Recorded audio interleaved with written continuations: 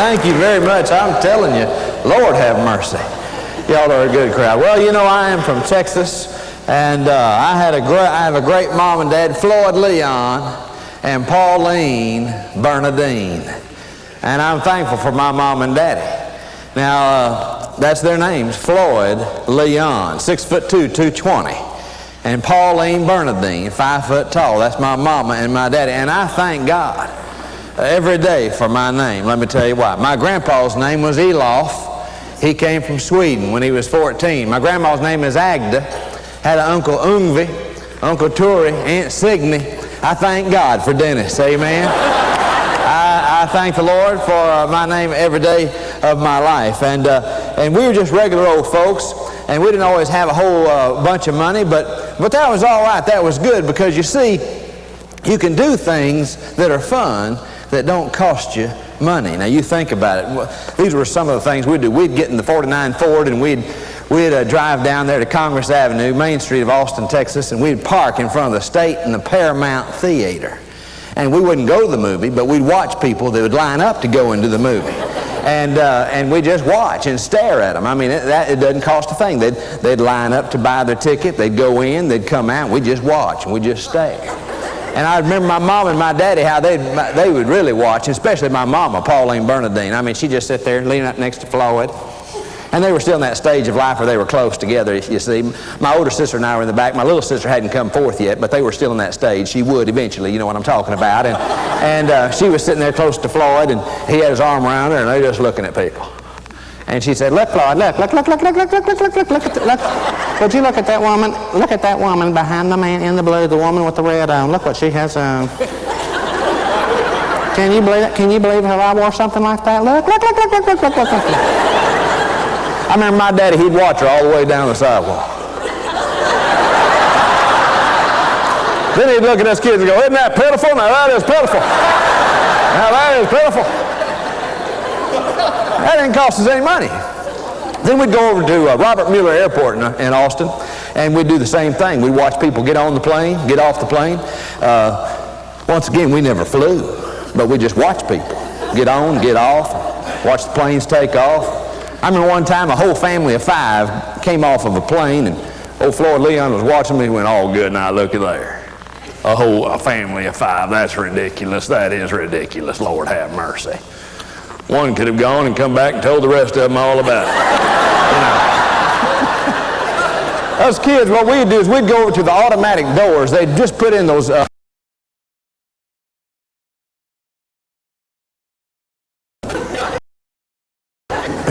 And I was raised a Methodist, and we knew how to shake a leg, you know what I mean? I was going, and that door was just going, and old Floyd Leon comes over there after a little while and said, "All right now, get on off there now. Let some other kids play on it for a while." And that's as close as we ever came to Six Flags Over Texas, you know what I mean? I remember how we would, on Friday night or Saturday night, we'd just sort of walk out on the front porch, and when the sun had gone down, we'd look for those big old floodlights that were shining up into the heavens, up into the clouds. You know how they just sort of streak across the lands, the skyline. And man, we knew that meant that there was a grand opening somewhere. That meant free Cokes and free hot dogs, and we'd have to pay for supper that night, amen? Well, we'd see the lights, and I remember the night, I'll never forget when Montgomery Ward's opened on I-35 coming right through Austin, Texas, right there in Capitol Plaza Shopping Center. And it was a 2-story building, and you know what that meant. On the inside of that building there was an escalator. And we were excited. We wanted to see that escalator. I mean, I wanted to see it as a little boy. My daddy wanted to see it. We'd heard about him. We'd read about him. And we got there at the Montgomery Wards, and we're going in there. I mean, it's crowded, packed with people. And my dad, he's the type of guy who has that authoritative voice, and he just said, "Everybody hold hands, hold hands." And we all held hands. I mean, you know, we were just old country folk in the city there, and we were going there, we were going to find that escalator. We knew it was in the middle of the building somewhere. And when my daddy said, "Everybody hold hands," there were other families that grabbed hands, you know what I mean? It just sort of, you know, I mean, my daddy was 21 years in the National Guard in 36th Infantry Division there in Austin, Texas. He retired as a major. He just has that kind of a command about him, you know, and we're going through there, and finally there was that escalator. Oh, Lord. Man, that thing, the stairs would disappear and then appear and moving, and we just couldn't believe it. We saw people on that thing, and we got up there, and I can look back on it now, and I know my daddy was nervous. I know he was a little bit scared because this is the way he handled it. It was our turn, and little mama, Pauline Bernadine, 5 foot tall, he said, "Sugar, babe, you go first, baby. Go ahead. Go ahead, honey. You go on. Step on up there, baby love. Step on up here. Go on, baby. Don't be afraid, baby." And you know, I know his blood pressure was up, and he was scared, but he was excited. It was excitement for us. And there goes Mama, there goes little Terry, there goes Darlene, there goes me, there goes Floyd Leon. Next thing I know, we're up there. And oh man, that was a fun time on that escalator. We'd ride up there and get to the top. Remember, my dad even said, "Let's go do it one more time." And we'd ride that thing again. Then finally, Mom and Dad, they'd go up there to the top floor and look at the televisions that were out there. They had color televisions for sale there. Remember those color televisions? They sort of the circular kind. And you know, you only had back then certain programs that were in color. And they'd always come on when the peacock came on. That meant the next program's in color. My dad said, "There's a peacock, baby love." And they hooked them on over there. They wanted to see a color program on television. And my sisters went with, but I wanted to ride that escalator just a little bit longer. I went back on that thing up and down, and finally when my daddy came and he found me at the bottom of that escalator, and there I was, just watching that handle go up and around, up and around. Back then, you see, I had that attention deficit disorder. Back then, they didn't have any riddling. You were just a riddle. They didn't even know what to call it. It just beat the kid good, you know what I mean? And put you in the corner, put you in the hallway. Every year at school, I was always the fortunate one to get to sit right next to my teacher. She said, "You're going to put your desk right next to my desk." I went, "Great. That's what I did last year," you know, and every teacher said the same thing to me each year: "You're going to be my helper." And but anyhow, and it's because I needed the help, but I thought it was an award. But anyhow, there I was, just watching that handle just go round and round on that escalator. Next thing I knew, my dad came up and said, "Good night, son. What in the world are you doing?" And I said, "Waiting for my gum to come back around." And it did. It came back. I got that gum back. Oh, we had fun growing up in those early years. I'm telling you, we would have fun there at home when we'd get that television and we'd watch that television. That was a big deal when Daddy brought that television home. It was a brand new one. We were fired up. Daddy worked hard for that TV. And we put a big old rabbit ears on it and took some aluminum foil and wrapped around there, you know what I mean, to sort of help bring in the signal because everybody else did. Now, whenever we had company, Mama said, "Take that off." I said, "But Mama, we have to put it right back on." "Take it off, we'll put it back on after they leave." You know, anyhow, we put that aluminum foil on the rabbit ears. And then Daddy one day came home from Gibson's Discount Center and had a black ceramic panther that he had bought and put on top of the television. How many had one? Raise your hand. There's several of you. We had one. Ours had a light bulb in the tummy. Came out green eyes. That old panther just started looking at you. Later on, when we got better off financially, we got a lava lamp. And that lava lamp was great. I mean, it just sort of blob up and blob down. And you just watch it. If it wasn't a good program, you just enjoyed the lava lamp. Just blob up and blob down. Those were days. Oh, we'd watch television. We had good time. We'd watch all those different stars. I remember watching old Ed Sullivan as a little boy on the Ed Sullivan show. Right here on our sugar line is Tupu Gigi. And boy, I'd watch old Ed Sullivan, you know, and I'd get into him and like he'd say, "I remember years ago, I was playing football. I remember my coach said, Eddie, I want you to go in and take the ball and run around the right end." So I did. I went out there and I said, "Hut, hut, hut." I got the ball and I ran around the right end. Got around the right end, one big fellow grabbed my left leg. Another big fellow grabbed my right leg. And then they said, "Make a wish, buddy, you're going for a ride." And I've been talking this way ever since.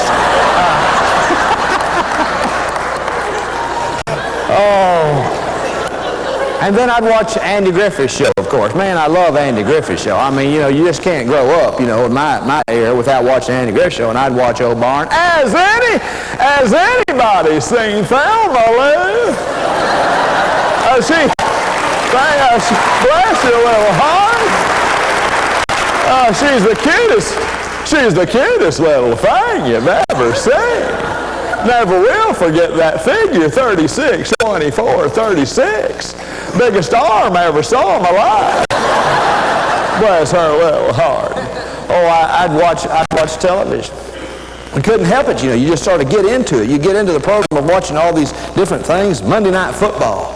Oh, I'd watch Monday Night Football. Howard Cosell, no doubt about it. It's Lenny Dawson back to pass. He throws the bomb to Otis Taylor, magnificent. Later, third quarter, once again, Lenny Dawson, the gregarious, loquacious, abstemious. He rolls back. He throws to Otis Taylor, magnificent. 89 Kansas City Chiefs. Oh, those were the days. Oh, we'd watch all those television programs. We'd watch the boxing matches between Howard and Muhammad. We started mixing it up. No doubt about it, but what about smoking Joe Frazier? I'm tired of Joe Frazier. They say he'll be smoking, I'll be jabbing and a poking. I'll put water on his smoking. After they ring that bell, I'm going to jump over the rope and whip you, Howard Cosell.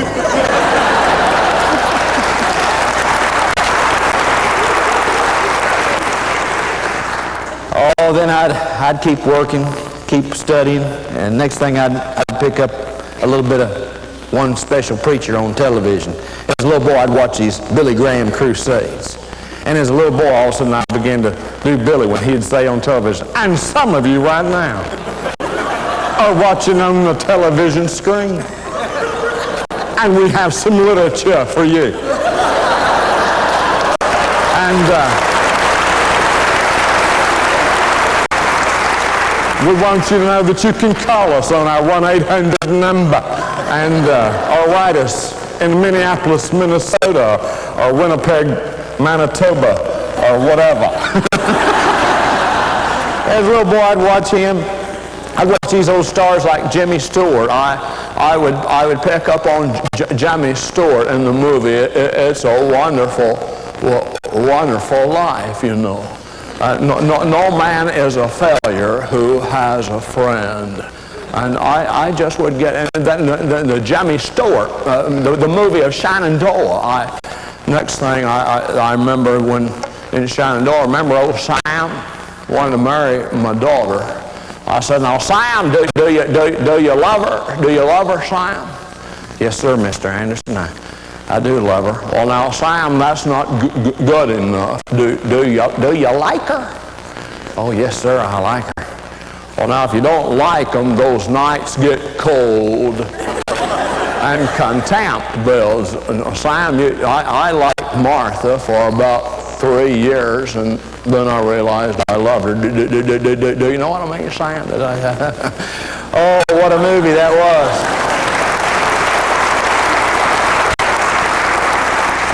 Of course, I've always liked old John Wayne. Oh, let me tell you, it's good to be with you. Yaha, yaha. I sort of, growing up, I learned to do John Wayne when I'd be running for my life, and my mama had a little peach tree limb, and I'd be going yaha, maha, yaha, sort of started early, the dude. And then there was this little boy that I'd see from time to time, old Slim Pickens. I guarantee you one thing. Let me tell you something. Have you ever in your life been to Oklahoma?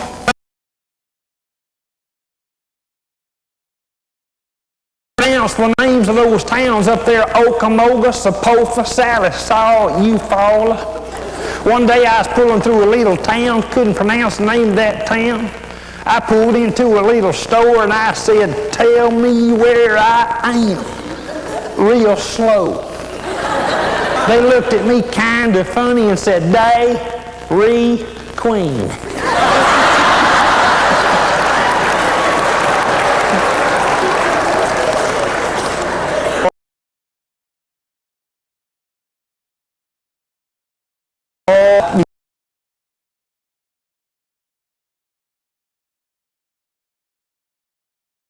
put on my old jeans, boots, football jersey, be walking on out of the house. You know how kids go through that stage. Just look horrible. And she said, "You look horrible. Your father and I worked so hard for you kids. It hurts. It hurts. I wouldn't be caught."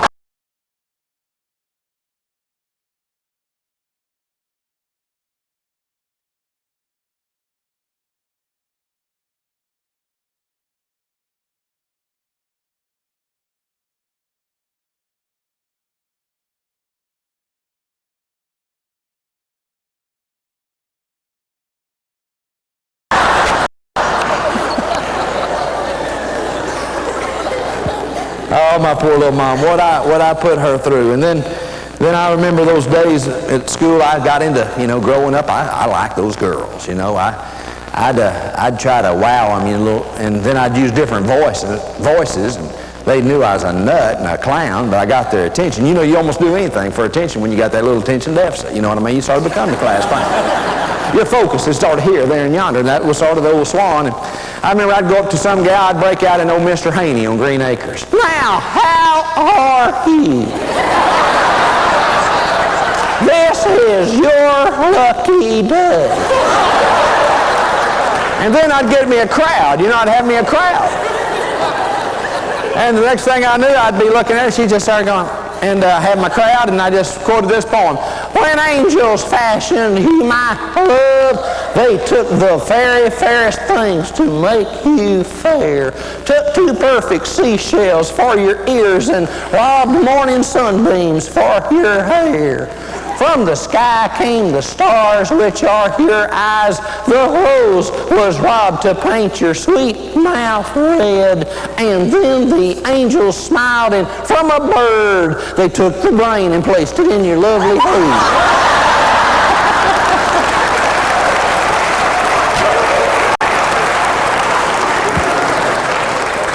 Oh, goodness, I remember those times when I'd finished up there at school. I was a football player. I was one of those old athletes, I'd finish football practice. Coach would say, "All right, take it on in. Take it on in, boys." And man, I'd go on off. Well, I loved to sing, and I'd love to sing country music, so I'd take my helmet off and sing into my helmet because I love echo effect, you know what I mean? I'd be going off field singing like old Hank Williams. "Your cheating heart will make you." Boy, I'd be a singing. Coach said, "Someone pull a groin." And no, that's old Swanberg. He just singing. Good, I thought someone hurt themselves. Well, anyhow, I'd finish up there and get cleaned up, head on home. They'd come home. There's my little mother, Pauline Bernadine, waiting for me. My mama, she's a sweetie. I love my mama. She's the kind that loves to clean ears. You know what I mean? Many times she'd have a sucrete box opened up with bobby pins in there. I don't know what happened to the sucretes. I don't think I remember seeing them as a kid, but we kept bobby pins in there. And she'd take one out and say, "Your ears are filthy, let me add it." I'd go, "Mama," and you were trained to just endure the pain for the Lord, you know what I mean? She just dig in there. Of course, back then you didn't have to have buttons put in or anything like that. I think it was just bobby pins did it back then. Nowadays we don't use bobby pins, we use buttons and, tubes for the kids. But anyhow, I remember my mom, she'd clean ears. But the main thing she'd do is want a hug. I'd come home and she'd say, "Hug your mother." I'd say, "Oh, Mama, I don't want to hug you." I said, "Hug your mother." I said, "Mama, you know how you go through that stage? I ain't going to hug on you." I said, "Hug your mother." And Mama is upset when she skips syllables and her shoulders shake. She said, I said, "Hug your mother." Boy, I didn't like it when she cried. I went, "Mama, Mama, Mama. I remember when you were a little boy and how you used to hug your mother all the time." "Well, Mama, that makes it for now then, amen?" "No, it doesn't. I want them always. I always want those hugs." I went, "Oh, Mama." And all of a sudden, Floyd Leon, sitting back over yonder in a lazy boy recliner. Dads hear what they want to hear. He knew that if Mama was unhappy, later on, he'd be unhappy. And he knew that. He understood that. So he grabbed that stick on the side and just grabbed it and went, boom! Stood up 6'2", 220. "Boy, you better hug your mother right now." I didn't argue with Floyd Leon. I put my arms around her barely. She said, "That is not a hug." I looked at my daddy. I read his lips. "Hug your mother." Man, I picked her up, I squeezed her tight. I kissed her on the neck and right on the mouth. I mean, on the lips, like in the movies. I mean, I planted one on her like in the movies. I mean, then when I put her down, she said, I'm your mother. I am your mother. I said, well, I kissed you, Mama. I don't care for that kind of kissing on my mouth. I said, well, isn't that the way you and Daddy kiss? No, it isn't. You know what I said? Poor old Daddy. Oh, those were the days. Oh, we had fun growing up. I tell you, those early years are important. You got those little kids right now, enjoy those kids. You got those little grandkids right now, enjoy that. Those are the best time of life. We look back and we laugh on that, don't we? I got 2 boys. Lord have mercy. I had an older sister and a younger sister, but I remember my mother used to say, I hope when you grow up and get married, I hope you have 2 boys. God got me. I'm paying for my raising. And my littlest one, he's just like his dad. He's got that attention deficit disorder, you know what I mean? He and I sometimes just get together, just sort of bob around, you know what I mean? And we just started get in the room and go, yeah, just sort of Ninja Turtle, you know, Power Ranger, whatever, you know. We just sort of, we bond together. We have a good time. Let me tell you, life is meant to be enjoyed, and it always is when you have good, healthy relationships. And when you have a healthy relationship with your family, with your friends, you're more prompted to laugh and not take yourself so serious. I want to encourage you in these days with your family to lighten up and enjoy. Laugh a little bit. It won't hurt you. It might just set you free. It might keep you going. God bless you, and know that I love you, and I'm praying for you.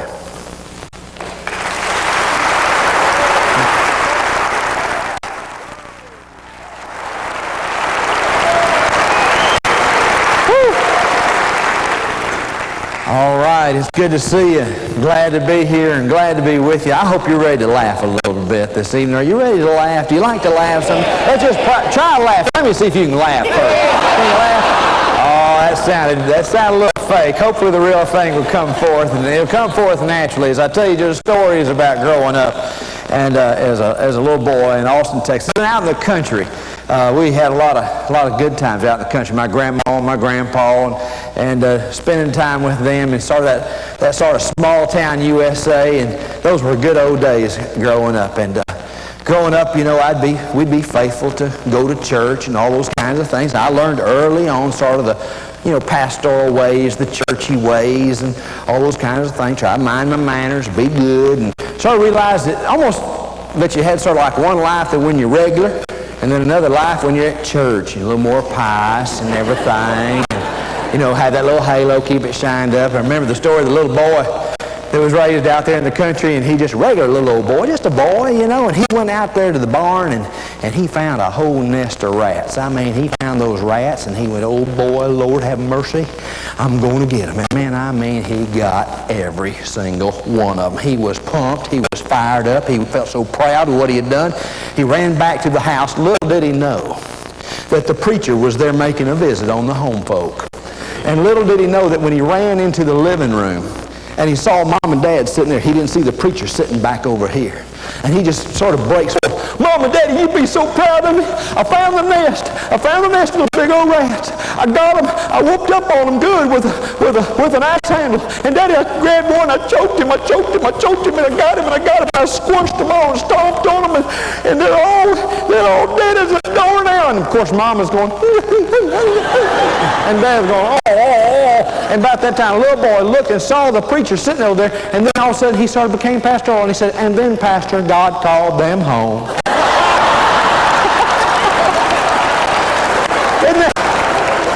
Isn't that the way we are? I mean, we started trained and conditioned, you know. And I was out there in the country, and I mean, we had good times. I grew up in that little Swedish Methodist church, and I'd sit back in the back with my buddies, you know, and we'd have a good time. I remember those times, I'd be with my old buds, you know, and we'd be back there trying to pay attention, and sometimes it's hard. You know what I mean? Sometimes it's hard. I mean, even if you got a great preacher, sometimes your heart's not into it. Sometimes you take a bulletin and you fill in the zeros and the B's and the D's. Have you ever done that? Raise your hand. I'll pass that on to the pastor. Amen. Amen. Don't feel bad. Some Sundays back, I remember I was preaching, my people were doing that, so I just sort of stopped and filled in the zeros and the B's and my manuscript. We did it together. We bonded together. We didn't always have bulletins, though, in that little Swedish Methodist church out there outside Austin, Texas, near New Sweden, near Kimbrough, outside of, well, just right there in Manda, out in the country. And but we had funeral fans. Thank God some funeral company provided us with fans. And man, we just fan ourselves, you know what I mean? And that'd give you something to do. You can fan yourself. On one side, there would always be the picture, it seemed, of Jesus praying on a rock or Jesus knocking on a door. On the other side would be the funeral home ad, you know, different kind of caskets, you know, thickness of the metal, and things like that, you know, that are important.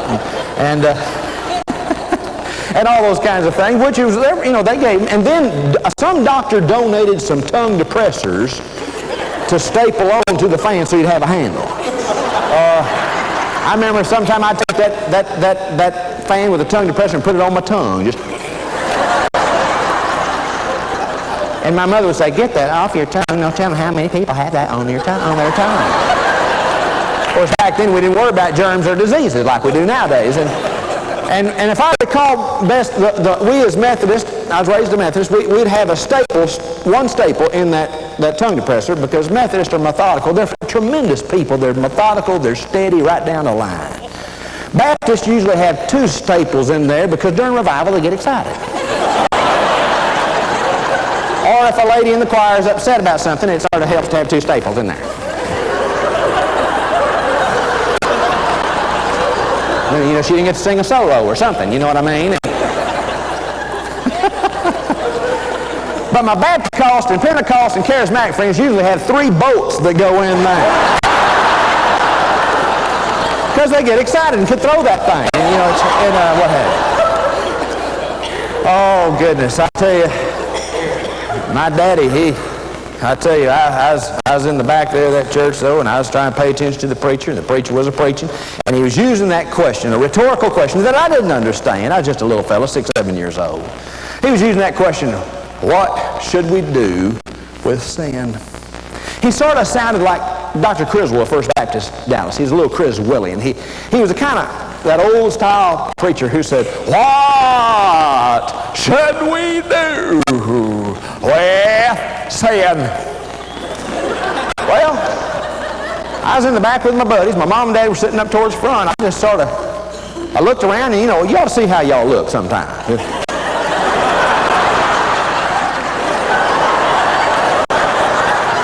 You know, it doesn't bother me. It doesn't bother me in the least when people sleep during my sermons. Just keep your mouth closed. You know what I mean? That's sort of. But so I looked around and thought, man, an adult ought to help this man. I mean, one of his own kind ought to come through for him. You know what I mean? No one did. I felt for the man. My heart went out to him. I didn't want to say anything out loud. It wasn't my culture to speak out loud in that particular church, so I just stood up and gestured to him, lip-synced, we don't know. We don't know.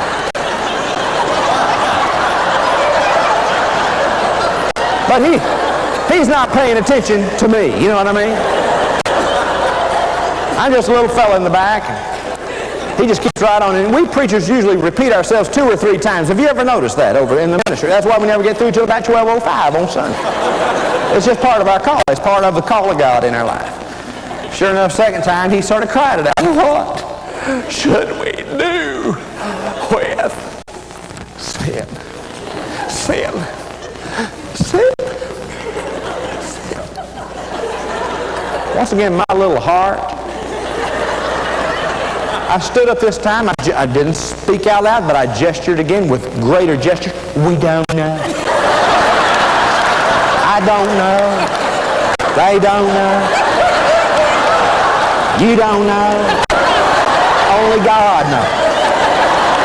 Don't ask us, ask Him. You know what I mean? I was trying to help the man. I said to myself, if he asked that one more time, I am going to answer him in the voice of Don Knotts or Barney Fife on the Andy Griffith Show. I said, that's what I'm going to do. That's what I felt led to do. You know, when you got that little attention deficit disorder, your mind thinks about 100 things. And that just sort of came to me and went, that is it. I will help this man. I will give him an answer. My parents won't know it's me.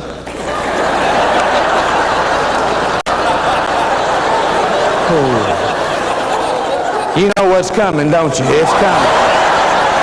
But you know, when you're got that problem as a little fella, you think you're right on target, you know? Your heart's pure. And they shall see God, and sometimes more quickly, you know what I mean? So I said, I'm going to answer in the voice of Don Knotts, or Barney Fife. If he does it again, I'll help him. I'll know about me. Everything will be happy. Sure enough, third time, he sort of whispered it. You know how we do as preachers. What should we do? Whisper. Sing. What should we do? I stood up. And in the voice of Don Knotts, I said, nip it in the bud. You gotta nip it. Nip it in the bud. Nip it in the bud. Man, we had people almost go charismatic, you know what I mean? We had senior adult ladies going, oh! Oh! I mean, they could have died right there and gone on the globe. Next thing I knew, in the twinkling of an eye, I don't even know how, I don't remember the trip, I don't remember someone getting it. Next thing I knew, I was sitting there between Floyd Leon and Pauline Bernadine. There was my daddy, there was my mama. How I got there, I don't know, but I was there. Your mind works that way. My dad's a disciplinarian. My daddy, Floyd Leon, never, ever said, wait till you get home. He never said it.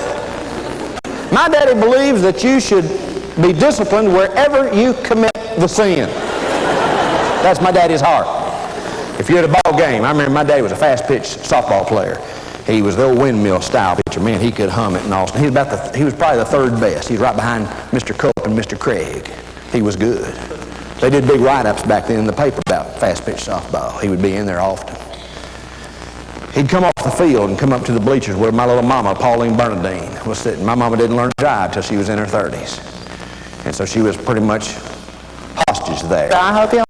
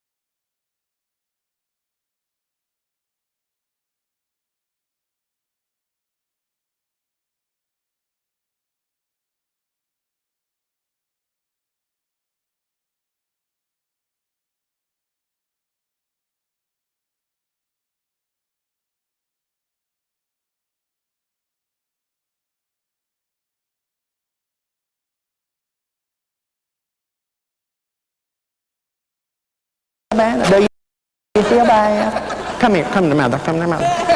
Tell me right here, tell me right here. I feel bad. I hug your mother, everything's fine. But it took her 3 days. My daddy was a disciplinarian. I remember in church, what he would do is he would thump. He would thump you. My daddy picked cotton all of his life. My daddy was raised sharecropper, and he could pick that cotton. Big old hands, tough. He'd look at the preacher and say, I'll handle the boy. Boom! You know, just thump him.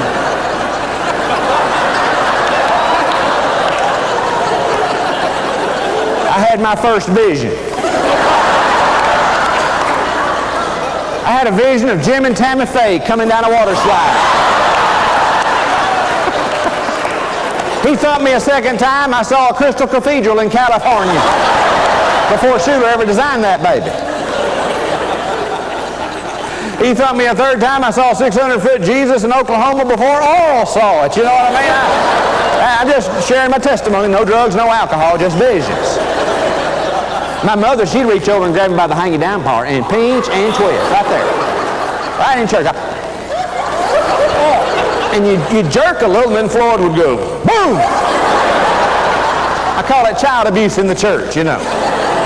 My little mama, I tell you, she'd pinch, twist, did that to me all through high school. I was a football player. Many of y'all can sort of tell I'm sort of, athletic built and everything. My mother, she'd say, I don't care if you're state champ this, state champ that, you are going to mind your mother. Do you hear me? She said, I'll get you later. She'd sneak up behind me, grab hold, and just pinch and twist. And she could take me anywhere. Come with Mama. Next day I'd go to school, be walking down the hallway, my buddy said, hey, Swanee, you got a hickey on the back of your arm. Who gave it to you? And I said, my mother.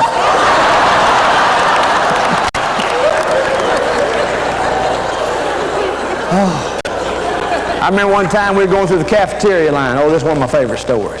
We'd say that we had a good week financially. We'd hook them to the cafeteria. My daddy and my mama, they love cafeterias. They love cafeterias. I mean, just the other day, my daddy calls me long distance and says, hey, Dan, have you heard the good news? I said, what's that, Dad? At Luby's, they got the Luann Plus platter now. I said, the Luann Plus platter. Yeah, it's only for a month now. It's only for a month. Get the, half portions. And get salad and get your tea and your dessert, all for the price of one. I went, okay, Dad. I went, Lord, help me. Next thing I knew, I had my family at the cafeteria. My wife tells me all the time, you're getting more Floydish all the time. But anyhow, can't help it. It's just sort of in your blood, But we'd go to cafeterias. We loved cafeterias. I can still recall the things my daddy would say. We're going down the line. We'd take the corner, and there's all the trays and the silverware. He called it hardware. Everybody get your hardware. Everybody get your hardware now. Good night, everybody get your hardware. If you didn't get your hardware and you got to the table and didn't have it, that upset him, because then he had to get the tea lady. Tea lady, hardware, right here, hardware. And we'd be embarrassed and go, And then the second thing was, everybody drink water. Everybody drink water. Good night, I'm not paying with the charge for tea. If you want tea, drink tea at home. Everybody drink water. We had people in front of us that were bringing their tea back. You know what I mean? Floyd is a leader. People listen to Floyd Leon. He's amazing. And then my daddy said, and everybody leave the desserts alone. Good night, we got some Mellarine ice cream at home. I don't know if you ever had Mellarine. But I'm telling you, I don't know what it was, but it was not ice cream. It was not what we have in Texas called Blue Bell. It was not creamery. It was ice milk. You let that thing out, it just sort of foamed up into a little wad, you know what I mean? We'd get it in Neapolitan flavors. As kids, we'd eat the vanilla and the chocolate and leave the strawberry for Floyd Leon, you know what I mean? And he'd say, isn't this good? It was nothing but foam. But anyhow, I remember I was going through the line, all of a sudden I saw a bowl of Jello cubes. I wanted it so bad. I said, Daddy, could I have some Jello cubes? He went, all good. Nah, Dan, you don't eat Jello unless you got a 24-hour bug. Kind of thing, I don't think we ever did eat Jello unless you were sick. So like cream of chicken on toast, only when you're sick. Or soft-boiled eggs, only when you're sick. Or chicken noodles, only when you're sick. Sort of wonder, why don't we, well, anyhow, that's what we'd eat. And I remember I wanted that Jello. He said, all good night. And my mother, Pauline Bernadine, when moms have enough, they have enough. She looked at my daddy and said, that's enough. You are too hard on him. And I'm tired of it. We're all tired of it. Well, right there in public, you know what I mean? As soon as my mother turned her head, my dad looked at me and said, you better eat every cube, buddy.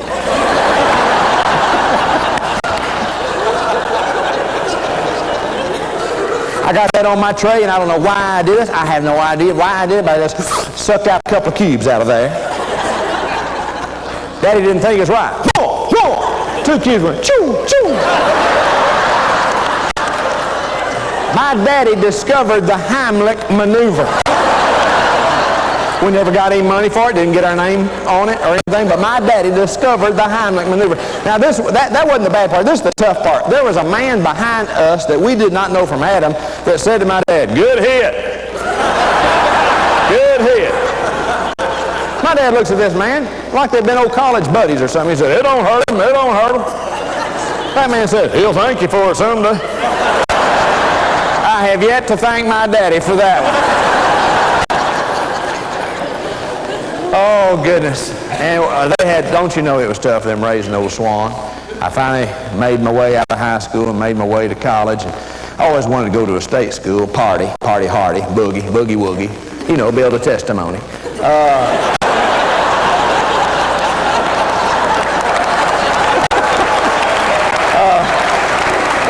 But where do I go? Oh, no, I go to a church school.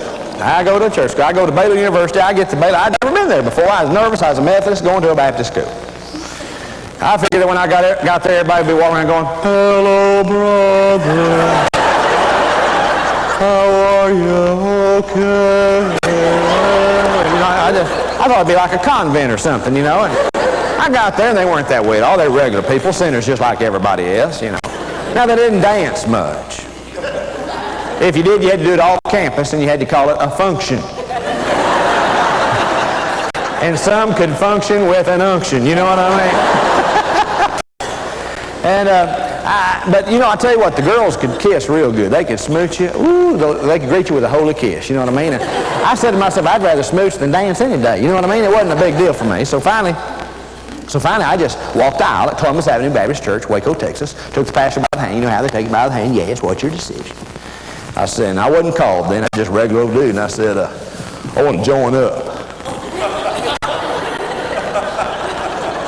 He said, well, have you been saved? I said, March 15th, 1971, on a Monday night, 8 o'clock. He said, good.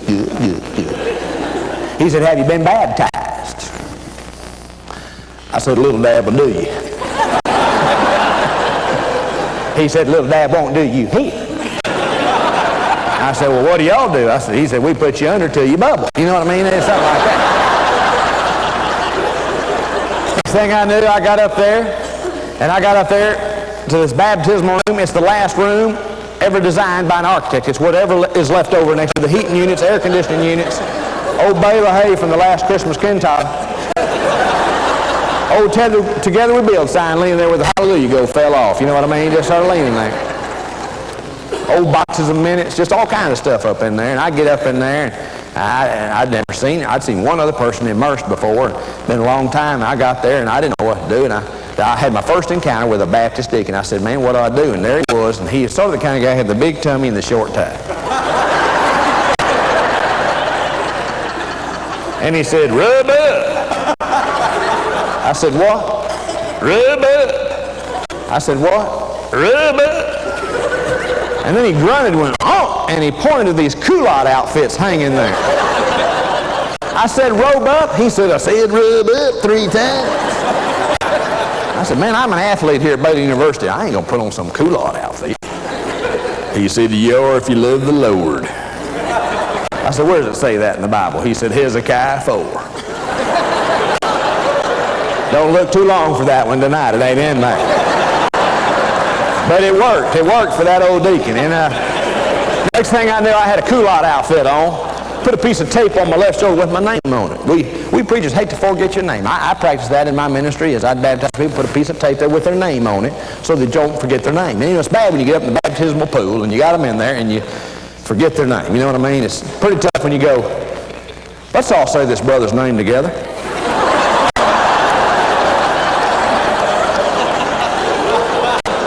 And it doesn't go well just to say, this is Bubba. You know what I mean? So they had my name there with an M underneath my name, which stood for Methodist, which meant this one stays under just a little longer. You know what I mean? Just a little longer. Next thing I knew, they put me underneath the water, wouldn't let me up until I said tithe. And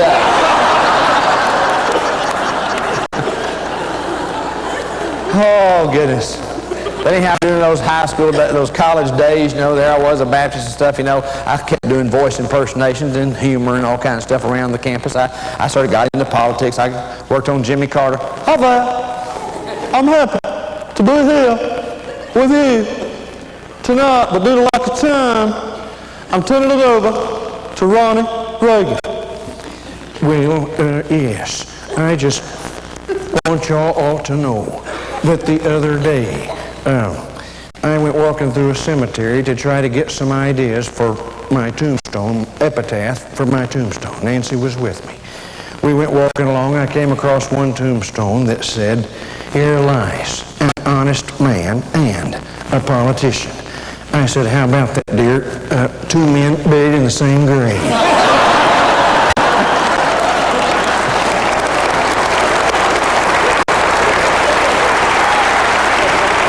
And I'll be working on Ross Perot just in case, you know.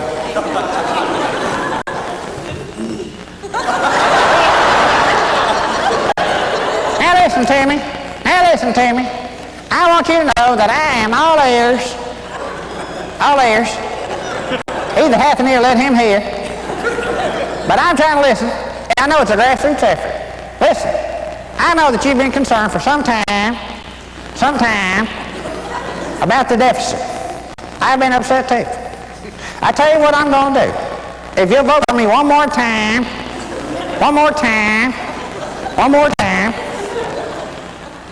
I'll pay for the deficit myself.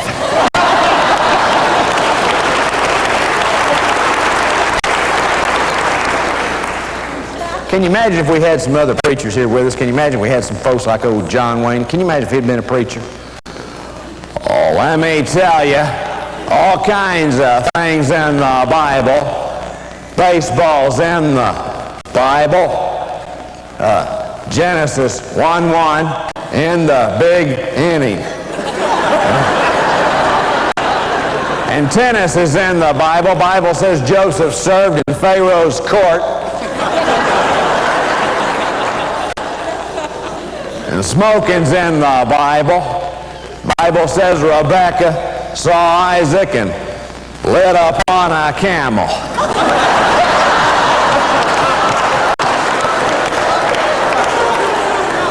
Can you imagine if Barney Fife were a preacher giving the invitation? Now you know you need to come on down here. Otis, you know you need to come on down here. Can you imagine if Paul Lynn were a preacher? Had he been a preacher? Okay, people, listen to me.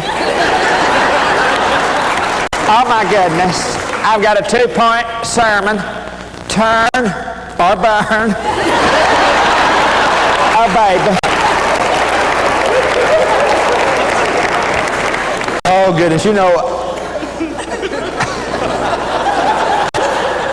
I look forward one of these days when I become a grandpa. I got these 2 old boys. I look forward to being a grandpa someday, having grandkids. Man, that'll be fun. And put that grandson or granddaughter on my knee and say, meow, meow, meow, meow, meow. Now listen to your papa now. Now listen to your papa now. Your papa's going to do Billy Graham. And did you know that you're a sinner? And they'll say, Mama, something matter, Grandpa. They won't know who Billy Graham is. They won't know who half folks are that I've done for you this evening. But I'll tell you one thing, Jesus Christ will be as real then as he is now. You know, the Bible says be an imitator of God. That's an imitation that lasts and lasts and lasts. To be an imitator of Christ, that's something that's real and genuine. You know, when I try to get a voice impersonation on the inside, I get them on the inside of me first, and then all of a sudden they start to take forth. You know, Barney Fife, I get him on the inside, and next thing you know, I'm doing old Barney. Or I get old Ernest T. Bass. You know, I try to get old Ernest T. Bass on the inside, and next thing I go, I'm Ernest T. Bass. And how do you do, Miss Wiley? You know, remember that one? Y'all remember that? Oh, I love that episode when they took old Ernest T. all dressed up to Miss Wiley's house for a dance, you know, to meet some girls. And old Barney shows up, and old Ernest T. says, how do you do, Miss Wiley? How do you do, Miss Wiley? And all of a sudden, Barney walks in, looks at the gals, and goes, Slim Pickens. Slim Pickens. Ain't you? Oh, Andy says, Barn, now watch it. Bunch of dogs. Barn, now watch it. Well, it's true.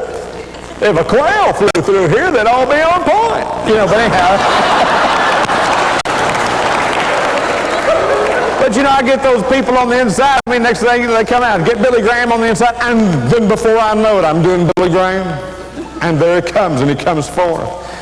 You know, if I want Jimmy Stewart, I get him, I'll get everything I can think about Jimmy. I know, next thing you know, there he comes, so you know.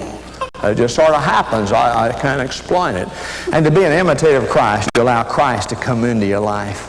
Let him take charge, control of your life. Let him have freedom to move in your life. And before you know it, you'll be more and more like him. You'll be an imitator of Christ, and that's something that lasts forever. Yes. I'm going to close. I'm going to ask Eric to help me out. He's going to start tickle the ivories for me. I'm going to do a thing I heard a long time ago called Farmer and the Lord.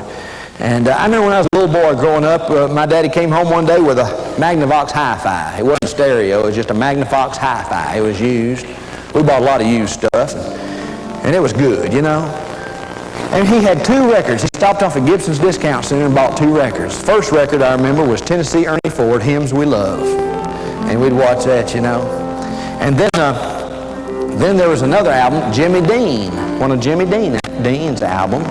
And on there was a little tune called The Farmer and the Lord. And so I'm just going to do that in the voice of Jimmy Stewart, and I'll wrap it up this night. So here it goes. I remember one evening, why beside of a road, I saw an old farmer by a field he had just hoed. Why his face was all brown and wrinkled by the sun and the wind. And he was talking to the Lord, just like he'd be talking to a friend. Well, sir, he said with his voice calm and quiet, them corn tassels need sacking, got no string to tie it. Why, hadn't rained so long, Lord, that the fields are mighty dusty. Why, it's so unbearable hot that the kids are even getting fussy.